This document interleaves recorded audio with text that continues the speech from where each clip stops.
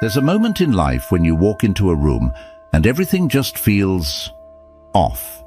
You can sense it, the subtle shift in energy, the way people avoid eye contact or give those quick, polite smiles that don't quite reach their eyes. It's like you're invisible, or worse, an outsider. And it hits you. Something about the way you're showing up is causing people to look down on you, even if no one says it out loud.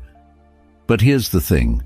Most of the time it's not about who you are, but about the habits you're carrying. Habits that might be pushing people away without you even realizing it. I've been there too, caught up in patterns that made me my own worst enemy. But as the Stoics teach us, self-awareness is the key to change. So today we're diving into 7 habits that could be sabotaging your relationships and reputation, and how Stoic philosophy can help you break free from them. This isn't about perfection, it's about progress.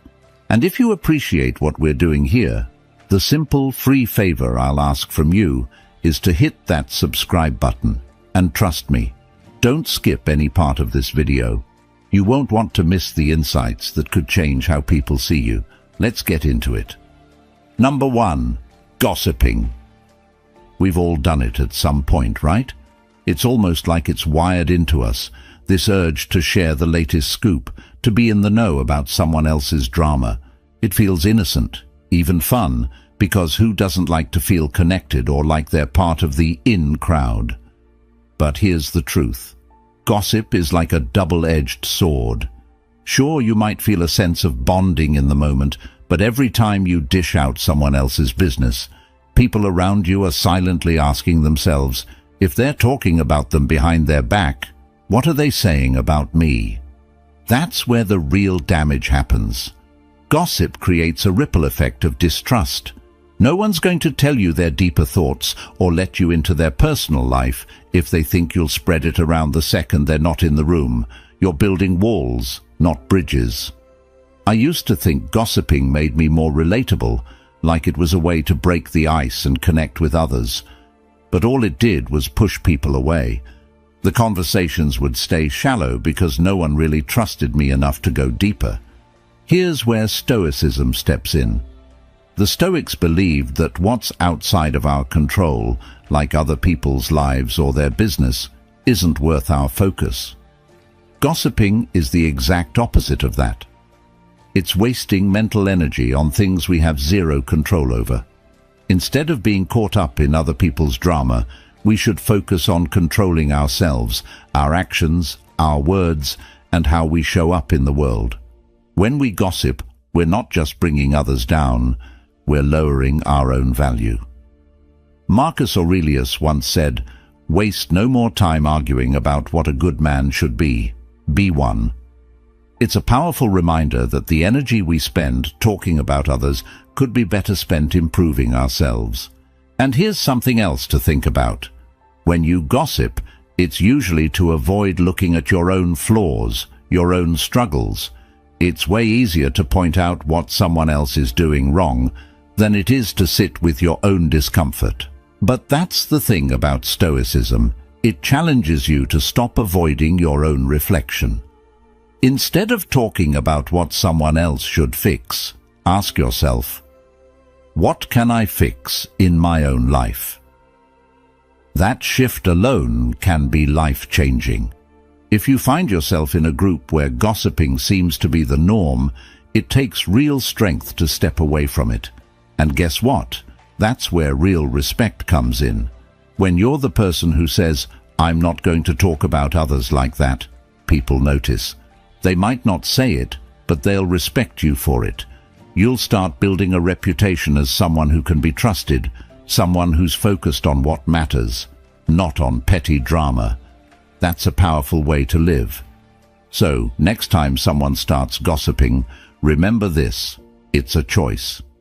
You can either jump into the conversation and lower the trust others have in you, or you can take the Stoic path, stay quiet, and focus on what's within your control. You might be surprised at how much more peaceful life becomes when you stop worrying about what everyone else is doing and start working on becoming the best version of yourself. trust me, the respect you'll gain from that is far more satisfying than any temporary thrill you get from gossip.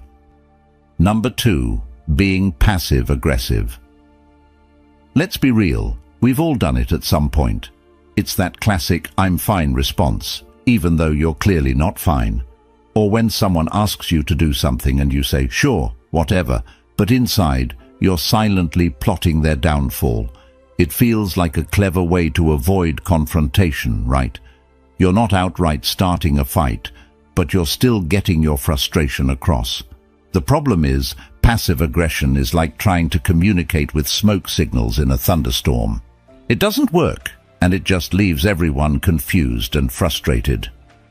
I used to think being passive-aggressive was a smart move.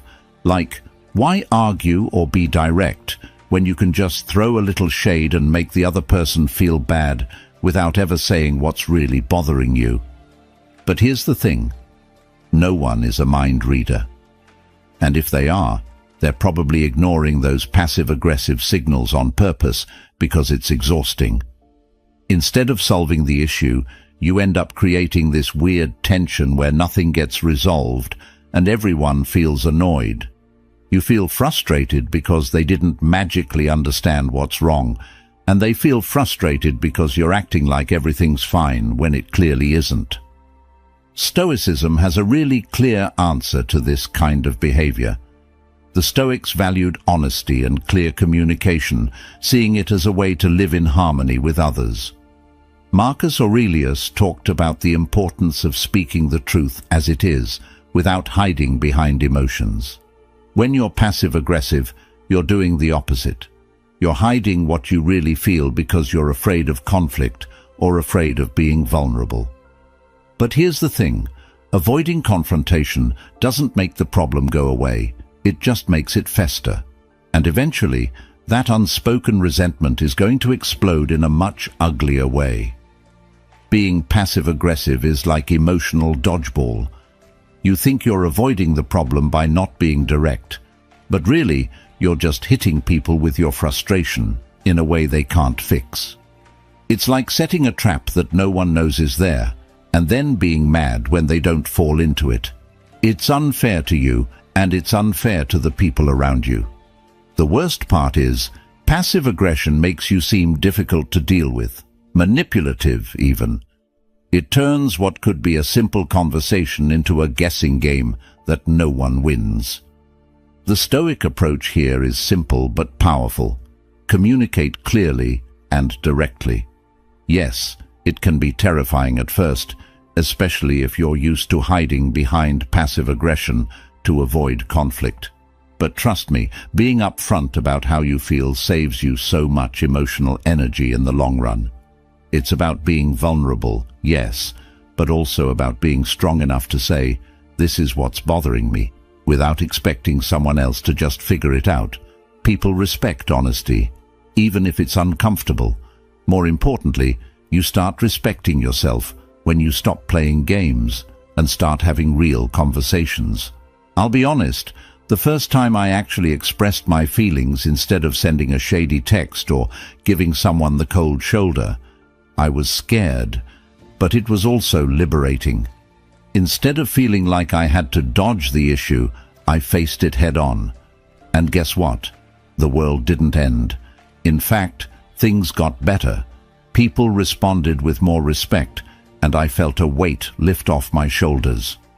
When you're clear about your feelings, people know where they stand with you, and that builds stronger, more authentic relationships. So, the next time you feel like firing off a passive-aggressive text or giving someone the silent treatment, ask yourself, do I want to keep playing this game, or do I want to grow up and handle this like an adult? Passive aggression keeps you stuck in a cycle of frustration and disappointment, while clear communication sets you free. Life gets so much easier when you stop expecting people to read your mind and start telling them what's really going on. It might be uncomfortable at first, but trust me, the respect you gain from being direct is worth it. Stoicism teaches us to face challenges with courage and honesty, and this is one area where that wisdom can truly change your life. Number 3. Never taking responsibility. We all know that person who always has an excuse ready to go. Maybe it's even been you. You know how it goes. Missed a deadline? Oh, the Wi-Fi went down. Late to a meeting? Traffic was terrible. Didn't finish something important? Well, no one told me the due date. It's this constant deflection of blame that, in the moment, feels like a way to protect yourself from criticism. But here's the thing. When you're always passing the buck, you're actually doing the opposite of what you think. You're not avoiding responsibility. You're avoiding growth. And guess what? People notice. But here's the reality check. When you're constantly shifting the blame, people start to see you as unreliable. You become the person no one can count on because nothing is ever your fault. And worse than that, you're actually robbing yourself of the chance to improve. Every time you avoid taking responsibility, you miss out on an opportunity to learn something, to become better. The Stoics had a powerful view on this. They believed that the only thing we truly have control over is ourselves, our actions, our reactions, our decisions. Epictetus once said, "It's not what happens to you, but how you react to it that matters." When you're blaming the world around you, whether it's traffic, technology, or even other people, you're giving away your power. You're telling yourself, "I'm not in control of this situation." But here's the hard truth. Taking responsibility, owning up to your mistakes, is the most empowering thing you can do. Why? Because when you own it, you can fix it. You can change the outcome next time. I remember a time at work when I missed a big deadline. My first instinct was to whip out my usual list of excuses. Too much on my plate, didn't get the email in time, technical issues, you name it. But then something clicked. I realized that none of those excuses would make the situation better. They wouldn't change the fact that I had dropped the ball. So I tried something different. I went to my boss and simply said, "I messed up. I didn't manage my time well. I'll do better next time." And you know what? My boss didn't freak out. No one lost their mind. In fact, my boss respected me more for owning up to it. And I felt a sense of relief for not hiding behind excuses. This is where Stoicism really shines. It teaches us that taking responsibility is not about admitting defeat or looking weak. It's about taking control of our own lives. When you take responsibility for your actions, you reclaim your power. You stop being a victim of your circumstances and start being the driver of your own life. And here's the thing, no one expects you to be perfect. People just want you to be honest and accountable.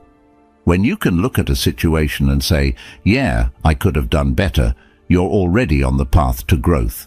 That's where real respect comes from, both from others and, more importantly, from yourself. One of the toughest lessons I've learned is that excuses don't protect you, they trap you. They keep you stuck in the same cycle of mediocrity, because if everything's always someone else's fault, then there's nothing for you to improve on, right? Wrong. When you stop making excuses and start taking responsibility, everything changes. You start seeing where you can do better. You start learning from your mistakes instead of running from them. And the people around you? They start trusting you more, because they know you're someone who's not going to pass the blame when things go wrong. So, the next time you're tempted to blame something or someone else for a mistake, pause. Ask yourself, what part of this is within my control? You might be surprised at how much of it is. Own your mistakes, and you'll find that people respect you more, not because you're perfect, but because you're real. Stoicism teaches that life is about focusing on what we can control, and when it comes to responsibility, that's one of the most empowering lessons you can embrace. Remember, it's not about being right all the time. It's about owning when you're wrong and growing from it. That's where real strength comes from. Number 4. Poor hygiene. This is one of those things that seems obvious, but it's amazing how often people overlook it. We're talking about the basics here: regular showers, brushing your teeth, clean clothes. It sounds simple, right? Yet somehow, we all know that person who just doesn't seem to prioritize these things. And trust me, it affects how people see you. Stoicism teaches us the importance of self-respect, and honestly, hygiene is one of the simplest ways to show respect for yourself and others. Now, let me be clear. Hygiene isn't just about smelling good, though that's definitely part of it. It's about showing the world that you value yourself enough to take care of your body. You might think, well, if I'm a good person, people will see past how I look or smell. But here's the harsh truth. People notice. If you're not taking care of your hygiene, they start to wonder what else you're neglecting. Maybe it's not fair, but it's reality. Poor hygiene can signal to others that you're disorganized, unreliable, or even lazy. And the Stoics understood that our external behavior, what we do with our bodies, how we present ourselves, reflects our internal state of mind. It's all connected. Stoicism is all about paying attention to what's within our control, and hygiene is one of those things we can control 100%. It's the simplest way to show that you're on top of your life. Marcus Aurelius wrote about the importance of physical cleanliness as a form of discipline, and it's true. Taking care of your hygiene is a form of discipline. It's about doing what needs to be done, even when you don't feel like it.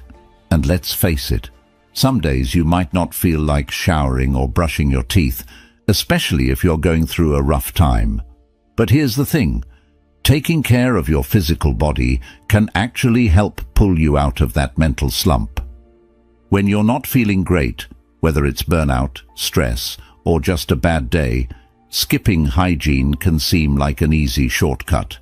I've been there too, dragging myself through tough times and letting the basics slide. But what I didn't realize is that neglecting my hygiene was dragging me down even further. It became a cycle. The worse I felt, the less I took care of myself, and the less I took care of myself, the worse I felt. It wasn't until a close friend pulled me aside and said, "Hey, are you okay? You seem off lately," that I realized how far I'd let things slip. That was a turning point for me. Stoicism teaches us that caring for ourselves, both mentally and physically, is a duty. It's not just about looking good for others, it's about feeling good in your own skin. When you let go of basic hygiene, it's almost like you're telling yourself, "I'm not worth the effort." And that mentality can spiral into deeper issues. On the flip side, something as simple as a shower or clean clothes can shift your entire mindset. It's strange, but true. When you take care of the small things, it gives you the momentum to tackle the bigger things. Hygiene is like the foundation of self-care. If that's shaky, everything else is harder. And here's the practical side. Good hygiene is a form of self-respect that earns respect from others. People will notice if you take care of yourself, even if they don't say anything. It's one less barrier to connecting with others. You won't have to worry about whether someone's avoiding sitting next to you or if they're distracted by something else. You're showing up as your best self, and that's what Stoicism is about, being the best version of yourself, no matter what's going on around you.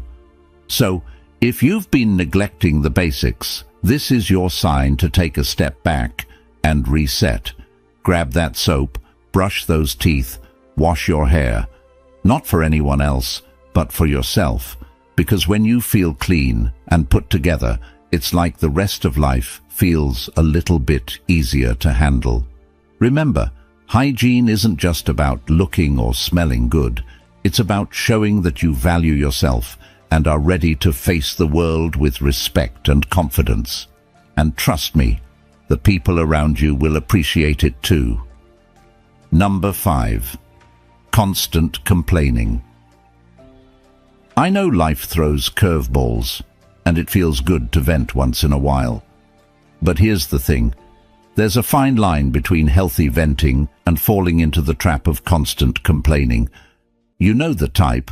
Someone who finds a reason to gripe about everything, no matter how good things might actually be.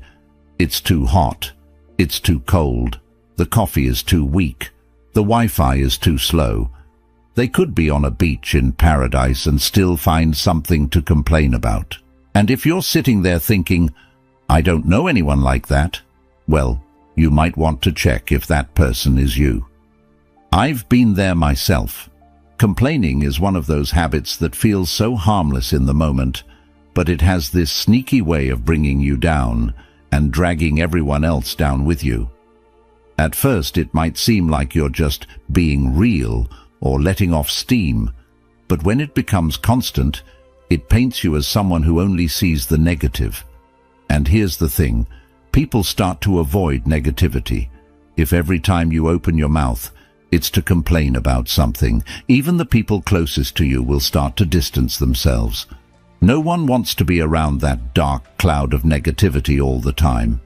Stoicism teaches us that while we can't control what happens to us, we can control how we respond. Complaining is often our default response when things don't go the way we want them to. But here's the kicker. When you're constantly focused on what's wrong, you're training your mind to ignore what's right. Complaining becomes a habit, a mental pattern that locks you into this loop of negativity. Epictetus said, "We suffer not from the events in our lives, but from our judgments about them." Every time we complain, we're reinforcing those negative judgments instead of finding solutions, or, better yet, accepting what's out of our control. The Stoics would say that when you're stuck in a cycle of complaining, you're wasting energy on things you can't control, and you're missing out on the things you can. It's a mindset shift. Instead of focusing on what's wrong, you start focusing on what you can do about it. And if you can't change it, then let it go. Complaining doesn't fix anything. It just amplifies the problem and keeps you stuck. Once I realized that, I made a conscious effort to stop myself whenever I felt the urge to complain. It wasn't easy at first, but over time, I noticed a huge change, not just in how others responded to me, but in how I felt about myself. The truth is, constant complaining comes from a place of feeling powerless. It's like saying, I can't do anything about this, so I'm just going to focus on what's wrong. But Stoicism reminds us that there's always something we can do, even if that something is just adjusting our attitude. Marcus Aurelius often wrote about gratitude as a way to combat negative thinking. When you focus on what you're thankful for, you don't have room to complain. It's a practice that takes time, but it's worth it. Instead of complaining about the cold office, I started thinking, hey, at least I have a job in a place that's comfortable enough to work. That shift in perspective doesn't change the situation, but it changes how you feel about it. And here's the best part. When you stop complaining, people notice. They feel lighter around you. You become the person who uplifts a conversation instead of dragging it down. People are drawn to positivity, to those who focus on solutions instead of problems. Complaining might give you a quick release in the moment, but it never leads to growth or progress. It just keeps you spinning in the same negativity. But when you start practicing gratitude, even in the smallest things, life feels different, lighter, and the people around you will thank you for it too.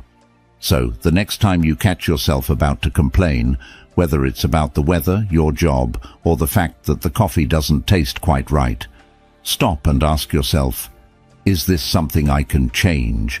And if not, is it worth my energy? Instead of falling into the habit of complaining, try finding one thing, no matter how small, to be grateful for. It won't just change how others see you, it'll change how you see yourself. That's what Stoicism is all about, choosing how we respond, no matter what life throws at us. Number 6. being chronically late. This is one of those habits that can sneak up on you because it doesn't always seem like a big deal at first. You think, oh, I'm just 5 minutes late, no one will notice. But here's the thing, those 5 minutes start adding up, and before you know it, you've become the person who's always late. Whether it's to a meeting, a dinner with friends, or even just casual hangouts, people start to expect that you're never going to show up on time.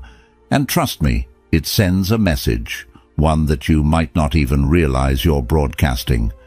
Now, I used to be that person. I thought being fashionably late was no big deal. In fact, I kind of thought it was cool, like it added some sort of mystique. But let's be honest, there's nothing fashionable about it. When you're constantly late, what you're really telling people is, my time is more important than yours. That's the message, whether you intend it or not. And the more I did it, the more I realized that it wasn't just about time management. It was a reflection of deeper issues, like my respect for others, and even my own anxiety about being fully present in situations. Stoicism teaches us the value of being disciplined and showing up fully, and that includes being on time. When you're late, you're not just disrespecting someone else's schedule, you're disrespecting the opportunity to be fully engaged in life. Marcus Aurelius talked a lot about how we should treat each moment as precious, because time is something we can never get back. Every time you're late, you're not only wasting other people's time, you're wasting your own. The Stoics believed in being present and making the most of the time we have, and showing up late is the opposite of that. What's more, being late often has less to do with poor time management and more to do with avoidance. Sometimes we're late because we're trying to avoid something. Maybe it's the anxiety of a big meeting or not wanting to face a tough conversation. For me, I realized I was using lateness as a kind of buffer. If I showed up late, I didn't have to be the first one there, fully present and ready to engage. It was a way of protecting myself from uncomfortable situations. But here's the thing, Stoicism teaches us to face life head-on. Avoiding discomfort doesn't make it go away. It just delays the inevitable. Showing up late is often a symptom of avoiding the reality of what's in front of you. The Stoics believed that living virtuously means taking responsibility for your actions, and being late is something you can absolutely control. It's about respecting yourself enough to honor your commitments and respecting others enough to value their time. When you start making an effort to be on time, you're telling the world, I respect your time and I respect mine too. It's a small thing that can have a huge impact on how people perceive you. You become someone who is reliable, trustworthy, and fully present. I had to make some real changes in my own life to break the habit of being late. I started setting alarms earlier, planning out my day more carefully, and most importantly, I changed my mindset. Instead of thinking, I can get away with being 5 minutes late, I started thinking, I want to honor this commitment by showing up fully and on time. And let me tell you, it made a world of difference. Not only did people notice, but I felt better too. I wasn't rushing in at the last minute, stressed and flustered. I was calm, prepared, and ready to engage with whatever was happening. So, if you're someone who's always running late, it's time for a change, not just for the sake of others, but for yourself. Start by being honest with yourself about why you're late. Are you avoiding something? Are you not prioritizing your time? Once you get real about the reasons, you can start making the adjustments. Set alarms earlier, leave your house 10 minutes before you think you need to, and practice the Stoic principle of showing up for life as it is. The more you do this, the more respect you'll earn from others and from yourself. Because here's the truth, being on time isn't just about respect for others, it's about showing that you value your own time and the moments you have. Number 7. Playing the victim. This is a tough habit to break because, honestly, it feels safe. When things go wrong, it's easy to slip into that mindset of, "Why does this always happen to me?" or "It's not my fault, it's just bad luck." It can feel comforting to believe that the universe is conspiring against you, like you're the main character in a tragic story that keeps getting rewritten in the worst way. But here's the thing. Playing the victim isn't just exhausting for the people around you, it's exhausting for you. And more importantly, it's a trap. It keeps you stuck in the same cycle, with no way out. When you play the victim, you're giving away your power. You're handing over control of your life to circumstances, to other people, to things you can't change. It's comforting in the moment, but it's also a form of self-sabotage. Stoicism, on the other hand, teaches the exact opposite. The Stoics believed that while we can't control everything that happens to us, we can always control how we respond to it. Epictetus said, "It's not what happens to you, but how you react to it that matters." That's the key right there. When you play the victim, you're reacting to life like you have no say in what happens next. But the truth is, you have more control than you think. Life will always throw curveballs. That's inevitable. What matters is how you choose to handle them. Are you going to sit back and say, "This is just my bad luck"? Or are you going to ask, "What can I learn from this? How can I grow?" Playing the victim often comes from a place of fear. Fear of failure, fear of not being good enough, fear of owning up to your mistakes. It's easier to say, "This isn't my fault," than to look in the mirror and ask, "What could I have done differently?" And trust me, I know how hard that is. There was a time when I couldn't face the fact that some of my problems were of my own making. It was easier to blame circumstances, other people, or just bad luck. But the moment I stopped doing that was the moment things started to change. When I took ownership of my role in situations, both the good and the bad, I realized I had the power to change my life. Here's the kicker. Playing the victim doesn't just hurt you, it hurts the people around you too. It's draining. No one wants to be around someone who's constantly in a state of "poor me." It's like a dark cloud that follows you everywhere, and after a while people start avoiding it. They might feel sympathy for you at first, but over time, that turns into frustration. Why? Because deep down, people know that you have the ability to take control, and watching you not do it is frustrating. They see the potential in you that you're not tapping into. And here's something the Stoics would say: when you play the victim, you're missing out on an incredible opportunity for growth. Marcus Aurelius constantly reminded himself that life's challenges were actually chances to practice virtue. Instead of seeing setbacks as personal attacks, he saw them as a way to strengthen his character. What if, instead of asking, "Why does this always happen to me?" you asked, "How can this make me stronger?" That shift in mindset changes everything. Suddenly, life isn't happening to you. It's happening for you. Every challenge becomes a chance to become a better version of yourself. The Stoic approach is simple but powerful. Take ownership of your life. When you stop playing the victim, you start taking responsibility for what happens next.